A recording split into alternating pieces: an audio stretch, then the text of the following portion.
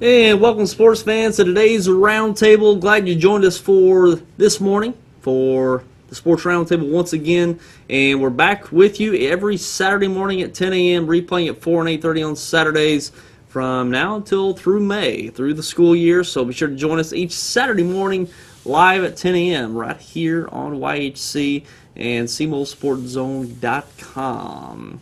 And we're into week 3 of high school football here in Missouri. Got a lot of scores to get to from Friday night. Also, it's week 1 down in Arkansas. They had their first week of football, and we're going to touch on a few scores from Arkansas, some of our local teams. So it's really into the thick of high school football here 3 weeks in. And also, we're going to be getting into some fall baseball, tennis, and volleyball as well. It's starting to really ramp up its schedule going forward, and we'll be touching on all these sports going forward for this fall. So be sure to tune in each Saturday right here on the Roundtable. We've also got Travis Quertermous in to talk about some local sports, notably football from last night. So we'll be talking about a lot of football games that took place yesterday evening.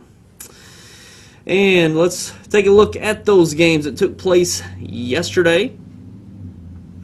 Taking a look at those games from yesterday, Mark Tree over Piggott, 28-16. And starting down in Arkansas, that was Piggott's opener on the road against Mark Tree, and falling to Mark Tree 28-16. So Piggott opens up with the loss, and we're going to be in Piggott next week to do a game down in Piggott. So we'll have Piggott's home opener next week to replay next weekend right here on YHC. But Piggott loses the home or the road opener to Mark Tree 28-16. And moving on to another Arkansas score, Rector brings back their senior high football team as they've taken a few years off, and they lost to Palestine Wheatley last night 34-20. So Rector opens up their season with a loss against Palestine Wheatley. And to the Missouri scores from last night, we had Dexter and Charleston, and Dexter was victorious over Charleston 67-14. Dominant victory for the Bearcats last night in the game we brought to you here on YHC. And we're going to have some highlights of that here momentarily. But Dexter, a dominant victory over the Blue Jays last night. The Blue Jays having a tough go early on this season. Got a lot of underclassmen on their roster, so they're virtually a JV team. It's really difficult to compete at the varsity level with that many young kids, but certainly a decisive victory for the Bearcats last night. And Malden got a victory, not over Charleston, but that's supposed to be Portageville there. Malden over Portageville 50. I think that was 54-7, actually. 54-7, a little wrong on the graphic there. Malden over Portageville, 54-7, and Malden run away with this one early. Had a lot of points in the first half. I believe they had upwards to 40 points in the first half, and no problem for the Green Wave last night. So Malden continues its dominant streak. Big victories over New Matter County Central, Crothersville, and now Portageville. Just rolling through their schedule here early on, or the Malden Green Wave. And we're going to talk about that game, and also we're going to replay that game, which we'll talk about here momentarily. We've got that game recorded, and we'll bring it to you right here on YHC and SEMOSportZone.com. And Crothersville over Kennett in a close one, 22-21. That came down to the end. Crothersville had a deficit, I think a 14-point deficit. Had to come back and win that game over Kennett there in Kennett last night. So a really nice matchup there between those two teams last night. Crothersville gets their first win of the year. Took 2 early losses to Mountain View Liberty. And Malden finally get a win in the win column last night. Also, we've got Cape Central over Sykeston in a rout, 47-7. Cape Central strong once again this year. Al Young went off last night with a couple touchdowns, 1 returned, and a couple receiving, and probably the top position player in Southeast Missouri this year is Al Young, and he certainly dominated the game last night. Peyton Montgomery had a nice night throwing, a couple touchdown scores as well, but a dominant victory all around for the Cape Central Tigers. Also, Kelly got their first win of their football program in the school's history last night, 20-14 over St. Vincent, and certainly a big night for the Kelly Hawks, getting their first win in program history. They just brought varsity football this year after having 2 years of JV. Certainly a big moment for their school last night with that first victory. And also we got Farmington over Poplar Bluff in a shutout, 13-0. Farmington getting the victory over Poplar Bluff in that shutout. Also, Hayti big over Chaffee, no problem, 46-8. Hayti is coming out with an impressive run so far early on. They had a close loss to Thayer, bounced back with a decisive win over Charleston last week, and another decisive win over Chaffee, 46-8. And Mountain View Liberty defeated Thayer in a close one, 21-14. And quite a showdown there between those two teams. Thayer, Class 1, I think they're still down in Class 1. Mountain View Liberty in Class 2, and a very strong team, and quite a game there between those two last night. And in other games, Scott City over East Prairie, 46-15. Scott City with that victory, big victory over East Prairie, 46-15. St. Genevieve over Nemaderd County Central big, 35-16. St. Genevieve starting off with another strong year with a Class 3 victory over an in-district game with, over Nemaderd County Central, 35-16.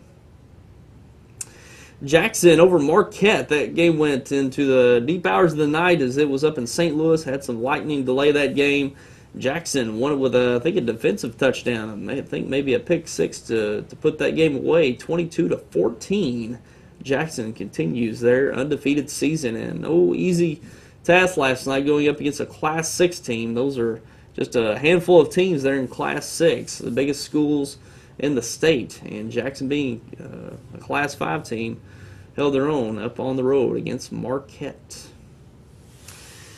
And let's see, is there any more scores from last night? Nope, that's all the scores from last night, and a lot of games, of course, from the area last night. We've got a couple to replay for you, and last night's game, Charleston and Dexter, we're going to replay that Sunday at 4 o'clock. Sunday at 4 o'clock, and we'll have it available on SEMOSportZone.com on Sunday as well, so you can watch it on demand on SEMOSportZone.com on Sunday.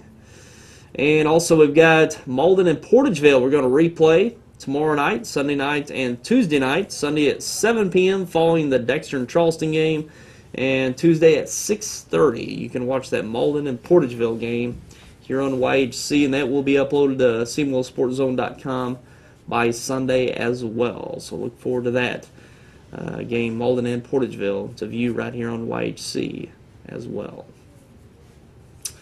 And we're going to take a quick break, and we're going to bring along Travis Quertermous, talk about these high school football contests, also getting into the local and state rankings for football, and we're going to take a break and be back with that coming up.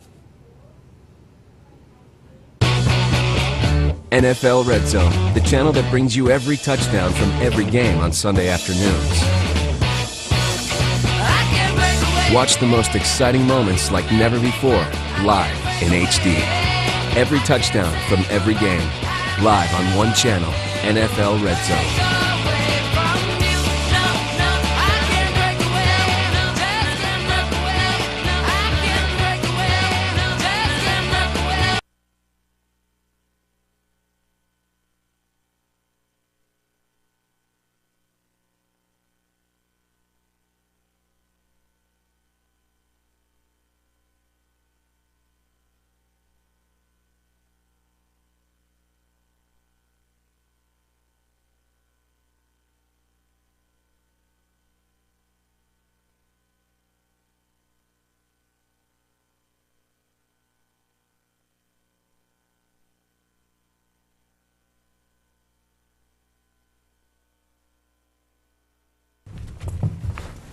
All right.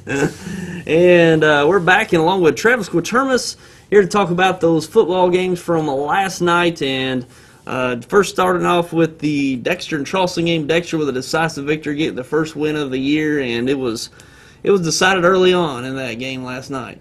Well, that's very true. Charleston, bless their hearts, they're basically playing a junior varsity at the varsity level this year. They're not very deep. They've got about 30 kids on the roster, and 2/3 of them are freshmen and sophomores. So you're just going to take your lumps when you've got a young, inexperienced, undersized team trying to compete at the varsity level, and that certainly came through last night. Sure.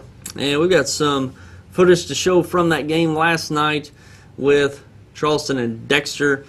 Some replay footage, and taking a look early on. Dexter on their first drive getting a long run and score. I believe was that Carson Dean on that one? No, it was a reverse to Ethan Stevens okay, from the wide receiver position. Just took it around the right end there and took it to the house. Yep, nice score. And yeah, there was actually a fumble there by Carson Dean, recovered in the end zone by the Bearcats.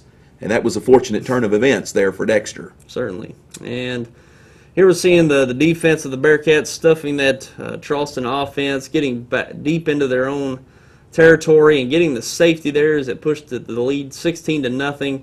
And on the ensuing drive, punched in by the Bearcats, getting the score there. So first quarter score of 18-0 already. And now we see a nice run here by Peyton Pollock, taking the keeper all the way to the end zone. So 25-0 here at the end of the first quarter. But here's where Charleston fared well in this game. We saw a couple of returns by Charleston, and here's one of them here for the end zone. So they got on the board with that return. Yeah, a couple of special teams breakdowns by Dexter, and I'm sure the coaching staff will address that this week. And here on the next kickoff, we see, I believe this one's Carson Dean. Yes, that's Carson. Taking it all the way to the 1 or 2 yard lines, almost answered that. Yeah, had he not stumbled there, I don't think they'd have caught him. So they give it right back to him. He punches it in for the touchdown. Goes up 32-6, and then later on, we see here another run in for a touchdown and a big hits. We saw some big hits by the Bearcat defense. And later on here in the quarter, this is Jason Jarrell running in for the touchdown. And here's another return. Ethan Stevens going to get a return on the kickoff here. Or no, that was on a punt. Ethan Stevens takes it all the way. So a lot of scoring from the special teams in this contest. Yeah, and Ethan actually had one score called back on a block in the back, the initial kickoff of the second half. Mm-hmm. And we see another, this one's from scrimmage, I believe. Or no, I don't think that was from scrimmage. That was a punt return. Yeah, a punt return on that one. And a nice throw here by Jason Jarrell down the left sideline. Bring it in inside the 10-yard line, and they punched it in from there. And as we see here, it's going to be a nice run and a finish off by Jason Jarrell once again. So he found the end zone quite a bit last night, coming in. I think he came in late in the first half. Played the whole second half. And he played well. He's the varsity kicker and the junior varsity quarterback, and he showed that he can play. Yeah. Jason's a good football player. Yeah. So a lot of that's one thing that really, I don't know if it surprised me, but it was one thing I haven't been used to seeing is special teams touchdowns, kickoffs, right, punt returns. So that was certainly an element of the game that was a little different what we're used to been seeing. That's true. But again, when you get a lot of young football players out there, you're going to have some special team breakdowns, and that's what we saw last night. Of course, Ethan's a very talented football player as well. Everybody, I'm sure, remembers his brother Cody, record-setting quarterback from a couple of years ago, and Ethan is doing it as well. So a proud tradition there in the Stevens family as far as Dexter Bearcats football. Yeah. But as you can see from the highlights, Dexter just dominated the line of scrimmage on both offense and defense. The defense really pitched a shutout. Charleston scored twice on special teams, and I believe they limited Charleston to, 16 yards of total offense. So a dominant deep performance by that Dexter defense. And Dexter's defense has played very, very well all season long. Some turnovers have backed them up on some short fields in their first 2 games, and they gave up some touchdowns. But they've played very, very well. It's been one of the strengths of that football team this year. Yeah, and Dexter gets their first win. Had a couple tough ones to open up with, St. Genevieve and Poplar Bluff last week. So get an early win, which that's not been the case in the last seasons. That gauntlet they typically open up with. So they get a win early on, so it's getting kids some confidence going forward.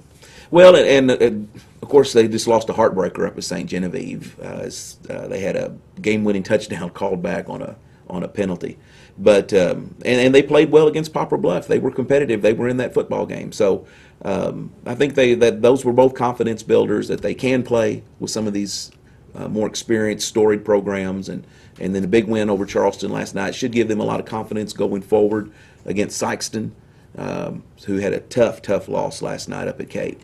So that'll be a good matchup. Maybe the game of the week next year or next week. Yeah, we'll see. Should be a good one next week with Dexter and Sykeston. And taking a look at some games last night, you touched on the Cape Central Sykeston game. That was probably the most anticipated game among the bigger schools, and Cape Central just ran away with it, and more so Al Young ran away with it. Well, the 100th matchup in that storied rivalry, virtually a 50-50 split there in terms of wins and losses by both teams.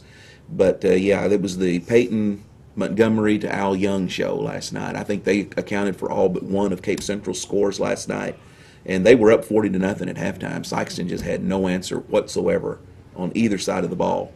So I expected Cape to win that game. I think a lot of us were surprised by how much they won the game by. So Cape Central's a very, very good football team. They're not they ranked number 7, I believe, in the top in Class 4 this week. So. And they showed why last night. They had just a dominant win over Sykeston. Yeah, and Cape Central come off a strong year last year, semifinalists in Class 4, and had the privilege to go up against Webb City. And and Sykeston graduated 16 starters off a pretty solid football team last year. Yeah. So they're in a little bit of a rebuilding mode this year. Some young players trying to figure it out at the varsity level. They had a couple of easy wins the first 2 weeks of the season, and then they ran into a brick wall last night. So we'll see how they rebound. Coach Gibbs does a great job with that program, and they'll be ready to play against Dexter. Yeah, we'll see about that going forward next week. And a game that we're going to have here on YHC Sunday and Tuesday, as I mentioned earlier in the broadcast, that we've got Malden and Portageville. That was probably one of the anticipated games of the smaller schools, both unbeaten. Right. And Malden proved to be the better team in that one with a runaway victory, 54-7. So Malden's really looking good right now. Yeah, they might have to change their name from the Malden Green Wave to the Malden Tidal Wave, because they have just swept everybody away here in the early going, and very impressive. They've got all the tools. Got great skill position players. They're very strong up front on the line of scrimmage. They have great coaching. They've got a senior-led team, so they've got all the pieces in place to make a pretty deep run in the playoffs this year. They're definitely the team to beat in Class 2 District 1. Yeah, they've certainly proven that early on. That decisive victory over Matter County Central, which is Class 3, but Class 2 rival Crothersville run away with that, 47-0, and last night 54-7. Portageville moves up to Class 2, so that was a district game as well. So Malden looking really good. Portageville had pitched 2 shutouts coming in, so you thought maybe they might be able to hang with Malden a little bit, but no.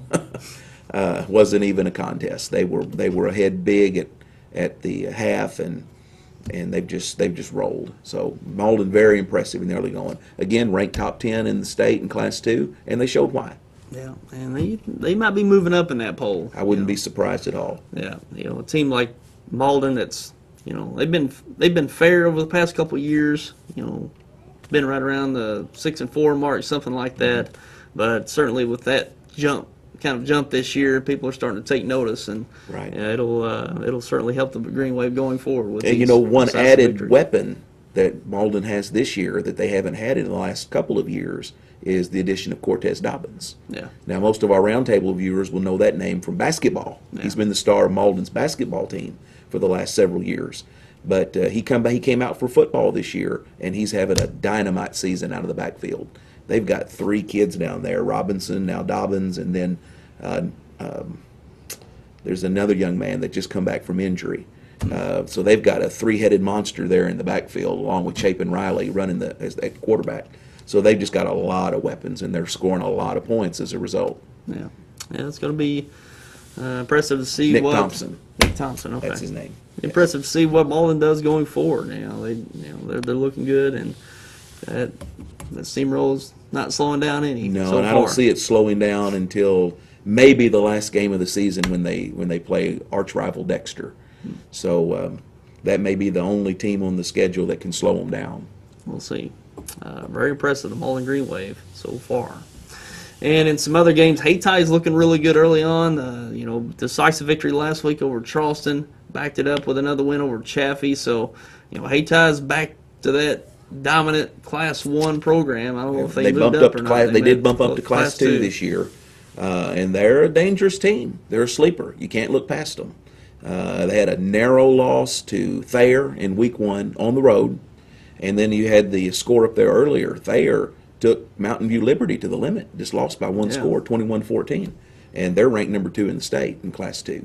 So Haytie's a team not to overlook. They may be the second best team in that district this year, after Malden. I knew coming into this week we'd be able to kind of size these teams up a little bit because they played a couple games. You can kind of compare, even though it's, you shouldn't do that or take that as a whole truth. But, say this team plays that team and they matched up. And that's what come out to me.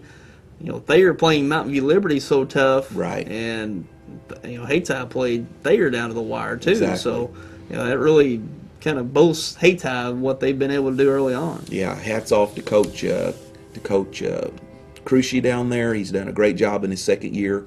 The only problem that could really hamstring Haytie is they just have no depth. They've got a small squad, so a few key injuries could really take its toll. But if they can stay healthy, there's no doubt they can be a dangerous team in that district. Yeah. And some other games from last night. Jackson got a late night victory over Marquette up there in a big Class 6 school. Impressive victory for Jackson, and they're right there in the mix in Class 5. We'll be going down the stretch. Yeah, they're ranked number 2 in Class 5, I believe, and they go on the road. That game was actually delayed for 2 hours because of lightning. Had massive thunderstorms evidently in the St. Louis area. A lot of those games, in fact, were postponed until today. But Jackson goes on the road against the Class 6 school, playing in a swamp, no doubt, after all the rain they had up there, and pulled out a nice win. Marquette actually took a lead late in the game with about 4 minutes to play, and Jackson came back, took the lead, and then sealed it with a late pick 6. So a good, impressive win for the Jackson Indians. Yeah, they're definitely going to be a team to be reckoned with in Class 5 this year. Sure. And going back to your alma mater, your alumnus of Kelly graduate, 1986. You got the victory last night. First in the program's history. So proud of the Kelly Hawks. They had to hold on. They had a 20-7 lead, and then St. Vincent came back, and from what I understand, they actually dropped what would have been the game-winning, at least game-tying touchdown there in the end zone. So, but Kelly hung on. They got it done, and win number 1 in program history. So maybe they'll get a few more going forward. Yeah. And, that's just a feel-good story. Absolutely. A small school, getting a football team together and getting that first win. And, those first seasons can be pretty rough. Introducing football and, getting the first win, third game of the season, pretty impressive so far. Well, and of course, they just lost just an absolute heartbreaker last week. And they lost to Crystal City with like 4 seconds to go. They had the lead, and they 26-yard touchdown that was really set up by a blunder from the coaching staff. They got a sideline penalty, unsportsmanlike conduct, that set Crystal City up to win. So, it's a learning curve not only for the kids but for the coaches in a new program as well. So hats off to Kelly, and hopefully just the first of many more to come. Yeah, certainly. And trying to think of some other games we may have overlooked from last night. I don't think any really sticks out. Well, one real barn burner was Scott City and East Prairie. That was a bit of an upset. Most everybody, including myself, had East Prairie picked to win that game. Scott City built a big lead. I think it's 46-45 was the actual final. Scott City built a big lead, and East Prairie came roaring back and fell 1 point short. So East Prairie had been off to a 2-0 start, now fall to 2-1. Scott City's a team that probably shouldn't be overlooked. I think they're going to get better as the year goes on. So we'll see how this season shapes up for the Rams. But they've got some young talent over there, and they look like they're figuring it out. Sure. All right. And now let's take a look at some rankings. We'll start off with the SEMOSportZone.com top 15 poll coming into this next weekend. Jackson undefeated at 3-0, staying at top at number 1. 2, Cape Central. 3, Park Hill Central. 4, Valley Catholic. 5, Malden. 6 Farmington, 7 Poplar Bluff, 8 Sykeston, 9 St. Genevieve, 10 Dexter, 11 Crothersville, 12 Kennett, 13 Portageville, 14 Hayti, 15 Perryville, and a two-way tie for 15 Perryville and Scott City. So not a whole lot of change in the top part of that poll. It pretty much stayed the same. I think Farmington moved up ahead of Poplar Bluff in that poll. But yeah, Farmington had an impressive win last night, going into Poplar Bluff and shutting the Mules out 13-0. One key story coming out of that game is that Poplar Bluff starting quarterback Misner went down with an injury. Really? And as we saw from when they came to Dexter, he's pretty much their whole offense. So that if he's seriously injured, that's going to really affect Poplar Bluff going forward. Yeah, he had a nice little arm too. He has good arm, good, made things happen with his feet as well. He really made their offense go. He was practically their whole offense against Dexter. So that's going to be a big loss if he's going to miss several games. Sure. And now let's move to the state rankings for football. Starting off with Class 1. This is coming into this weekend, so it doesn't reflect last night's games. Class 1, Valley Catholic on top there. Western, they're at number 2, and I believe they're going to be facing off today. They play today, teams. yes, up on a neutral side up in the St. Louis area. So possible preview of the state championship in Class 1 this afternoon. Yeah. And 3, Hamilton Penny. 4, Cass Midway. 5, Marceline. 6, Osceola. 7, Salisbury. 8, Jasper, 9, Miller, and 10, Marionville. That makes up the Class 1 rankings for this third week. And going into Class 2, Lamar, number 1, 2, Stratford, 3, Mountain View Liberty, 4, South Callaway, 5, Lutheran North, 6, East Buchanan, 7, Lafayette County, 8, Malden, 9, Herman, and 10, St. Joseph LeBlon. So you see Malden there in the top 10 at number 8. Crothersville moved out after being in the first 2 weeks, taking two early losses, bumps them out. But Malden, the sole Southeast Missouri team, I guess you could include Mountain View Liberty, possibly as a Southeast Missouri team. But that'd be a good matchup to see them two, Liberty and Malden. Yeah, it's. I'm not sure exactly how that's going to shake out. Usually Lamar and St. Mountain View Liberty end up matching up over there in quarterfinals. And Lamar, of course, has just dominated Class 2 for the last several years. They've got that strange 2-quarterback system that's just different than anything I've ever seen in football at any level. So they've been very, very dominant. Stratford's a team to keep your eye on, though. It's a very good football team. But there again, they're over there in that Springfield area. And so those top 3 teams are all going to beat up on each other come playoff time. So there's an opportunity for Malden to slip in there and do some damage and make a deep run. Yeah. Just from where they're located, being here in Southeast Missouri, and not having to see some of those strong Springfield area teams until later in the playoffs. Yeah. And moving to Class 3. Take a look at those Class 3 rankings. Maryville, the defending state champions, there at number 1. 2, John Burroughs. 3, Blair Oaks. 4, California. 5, Mountain Grove. 6, Park Hills Central. 7, Ava. 8, O'Hara. 9, Oak Grove. And 10, Centralia. I don't have any local teams in there, but... Other than Park Hills Central. Oh, yeah, Park Hills Central up the way at number 6. And they look to be probably one of the top teams in the area among the mid to larger schools. And...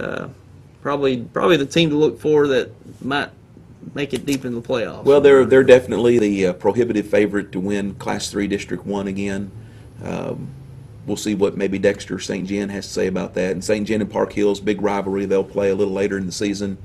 But here again, the king of Class 3 the last few years has been Maryville. They haven't lost a game at any level, freshman, JV, varsity, in like 3 years. So, they're very, very strong up there in Northwest Missouri. Good football program. So, and then, even John Burroughs hasn't been able to knock them off. And they've been, another traditional power there in Class 3. So, we'll see. Park Hills is, they had an undefeated team, and then they got knocked off in the quarterfinals by John Burroughs last year. So those two teams, Maryville and John Burroughs, have sort of dominated Class 3 the last few years. But maybe this might be the year that another team can step up and break through. Time will tell. Yeah, we'll see. But Park Hills is going to be very good again. They had a big win over Perryville last night. And moving on to Class 4, taking a look at those rankings for Webb City at number 1. and defending champions going back forever, I guess. 5-6 years.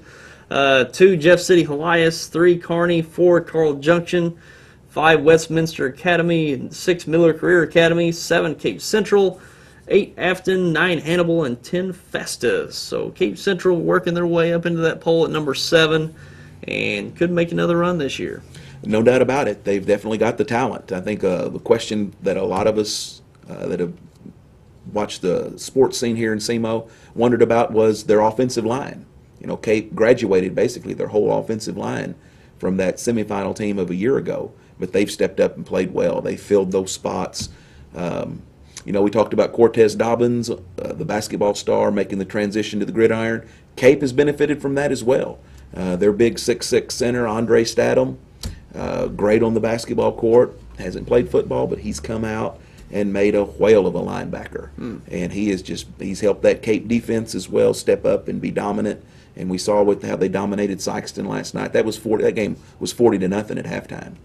So, and they've got, of course, the dynamic combination of Montgomery, the Chaffee transfer at quarterback, to Al Young, who's probably the most explosive player in Southeast Missouri. He can get it done running and catching. So they've just got all the tools right now. That's going to be an exciting game against Jackson coming up later in the season. Maybe the game of the year. Yeah, we'll see about that later on in the season. And finishing up with Class 5 rankings, Fort Osage at number 1, 2 Jackson, 3 Winnetonka, 4 Webster Groves, 5 Liberty North, 6 Willard, 7 Staley, 8 Rockwood Summit, 9 Fort Zumwalt North, and 10 Park Hill. So stands out there is Jackson moved all the way up to number 2, getting a lot of respect early on. They started out, I think, around the 5-6 range, moved up to number 2. And they've made some waves early on this year as they finished up last year. Right. They should hold that ranking this week, I would think, with the win over Class 6 team last night up there in Chesterfield, Marquette. So, Jackson, again, another team with all the weapons, all the tools.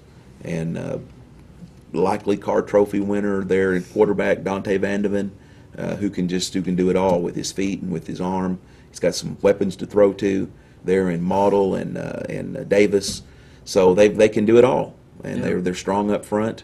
So that's going to be an exciting matchup coming up against Cape Central. We'll see. That'll be coming up before you know it, before the end of the season. So, and there is Class 6. We don't have anybody local playing in Class 6, so we pretty much bypass those state rankings. So that's the rankings for this week. Heading into Week 4 in high school football this next coming week. And we'll be looking forward to that. It's already almost halfway through the season. You can believe it? Hard to believe, yes, but here we are. Yeah, so we'll be looking forward to another week next week. High school football here in Southeast Missouri and Northeast Arkansas. We wanted to touch on some other sports. I know they had the big volleyball tournament in Notre Dame. Not a whole lot of scores out there. I know Dexter split with St. Pius, I think 27-26 in some games last night. Other than that, not a whole lot of reports out there from volleyball Perryville contests. upended Farmington. Perryville and Farmington, always two very powerful squads. Farmington beat Dexter the first game of the season. And I'm glad to see Dexter hung in there with St. Pius. I think most people thought they were the team to beat up there. I believe they're coming back, maybe defending state champions as well. But a lot of good competition, a lot of good teams up there at that Notre Dame Volleyball Fest. And they've got the big 40-team Dig for Life coming up as well in the near future. So Dexter very strong once again in girls volleyball, along with Notre Dame, Perryville, St. Pius. Usually the best teams in the Southeast Missouri State area. Yeah, Bernie's got a pretty strong squad. One of the smaller schools, Bernie's tough. Advance looks like they're going to be pretty strong this year among the small schools. Yeah, Bernie got a victory over Sykeston. I believe it was either a week or 2 weeks ago. We got an impressive victory over there. It's quite a discrepancy there with I believe Dexter and Bernie play this week. Do they? I'm not sure whether it's here or there, but I believe I was looking at the schedule, and I believe they play this week, maybe Thursday night. Might have to double check that, but of course that's always a huge rivalry, no matter what sport it is, boys or girls. When Dexter and Bernie get together in any sport, there's always a lot of emotion involved. Certainly. And Bernie, really good fall baseball team too. They've done well early on. They've done very well. Hats off to the Bernie Mules. Portents of things to come the fall when baseball really kicks off in terms of playoffs and all. Bloomfield also doing very well. They beat Bernie. A few weeks ago. So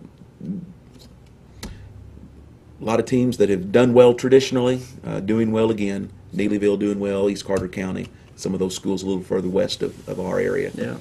And what's exciting about the fall season now is softball. Girls softball, they have their state tournament in the fall. Well, they got two state tournaments now. One in the spring, one in the fall. But Portageville's looking really good early on. Yes, Portageville's had some big wins early. Kelly, always a power in girls softball, doing well again this year, off to an unbeaten start. And Notre Dame had a loss 2-1 to Notre Dame just the other day. So, they're right there in the mix. Absolutely. Of course, Notre Dame, always strong as well. So, but you got to really keep your eye on Portageville. They're likely to make some noise. Are they in the same class as Kelly, or are they smaller? They'll be a smaller, I think. Okay. Yeah, I think they're a smaller one. So, girls softball doing well. A lot of area teams have a chance to really make some noise come Final Four time. And tennis, Kennett Dexter is looking good early on. Dexter's had some shutouts. Kennett as well. Yeah. So it's going to be coming down to those two. Looks like once Kennett, again. Usually the team to beat in girls tennis in this area. They've gone to the playoffs and made deep runs, and even into the championship round. And they actually shut Dexter out. That's the only loss Dexter's had on the season. So the girls tennis team in Dexter has been very strong. Coach Lovelady does a great job with the tennis team, both boys and girls. Girls now, boys in the fall. So it's spring, in spring. So we should see several of those girls represented in the championship rounds. Yeah. So it's been a good season so far here in the fall, and hopefully it'll continue. And we'll be heading into some more sports contests for this week. So we'll be sure to bring them to you right here on the Roundtable each Saturday. And Travis, we appreciate you spending some time with us this morning, talking about all these contests, especially the football. It's getting exciting, and we're seeing each week kind of where everybody stands, and it'll just get even more exciting going forward. Well, there's a lot of great football left to be played, and as you say, we're excited about it. And it's good to see Southeast Missouri teams ranked in every class, 1 through 5. And hopefully all of those teams will make some noise come playoff time. Yeah, it'll be here before you know it. So we're coming into week 4, and week 10 is the first round of the district tournament. So it'll be here before you know it. So again, Travis, we appreciate you coming by, and we'll be bringing you back probably before long and seeing how everything develops. Well, thank you. Until then, so one college football note we might look at: SEMO goes to Kansas today. Mm-hmm. I would not at all be surprised if SEMO comes home with a win. That'd be a big win. Kansas has been sort of the doormat of the Big 12 for a long time, and Coach Tuke really looks like he's got Southeast Missouri turned around, headed in the right direction. So, Boy, just think what a win like that would be on the road. Wouldn't that be huge? Of course, they're going to win big monetarily anyway. Kansas is going to write them a $325,000 check. I heard Coach Tuke say we've already run $325,000 to nothing. So they're going to come back a winner no matter what. But I fully expect SEMO to be competitive in that football game. There is a SEMO connection there. Potosi graduate Brandon Bourbon, who fans might remember really lit it up a few years ago. He's a senior, but unfortunately he's gone down with a season-ending knee injury. So you hate to hear that from anybody. But that ought to be a good football game. And hopefully Mizzou get second win today as well.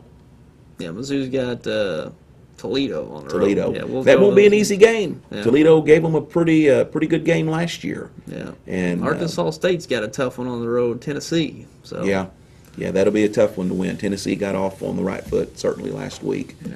So hopefully all three of those teams can give a good showing today. Sure. And Travis, we'll have you on once again. Again, we appreciate you stopping by this morning. Appreciate it. Always a pleasure. All right.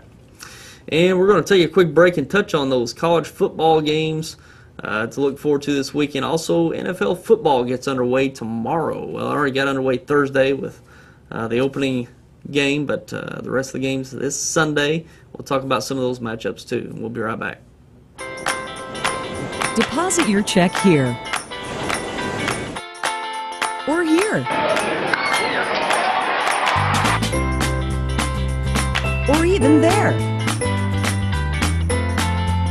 Deposit your check wherever you are with First Midwest Bank's new mobile deposit. Just tap, snap, deposit. It's that simple.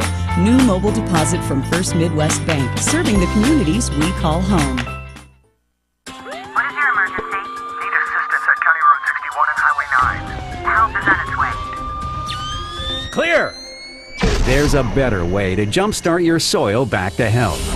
Apply Endzone to protect and increase nitrogen efficiency without killing bacteria. Apply Prevent to increase phosphorus availability and reduce fixation. Better yet, use them both to get more from your fertilizer investment and see higher potential yields. Ag Explorer, your prescription for healthy soil. You want to see me, sweetie? Hello, Daddy. Have a seat, please. I need my own DVR. I work hard around here. When I get free time, I like to unwind to Good Luck Charlie. Hey, no problem, no problem. We just got the boss from New Wave. Now we can record up to 6 shows at once. 6 shows at once? Someone's gunning for a promotion. The boss from New Wave. Make TV work for you. Call 1-888-8-NEW-WAVE today.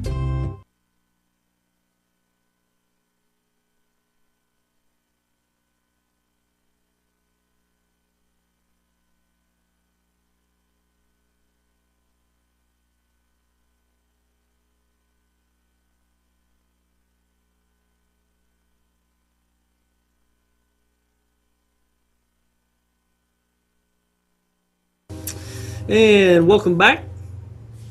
And now we're going to take a look at some college football games that are going to be taking place today. We've got 4th-ranked Oklahoma at Tulsa. Florida Atlantic at 2nd-ranked Alabama.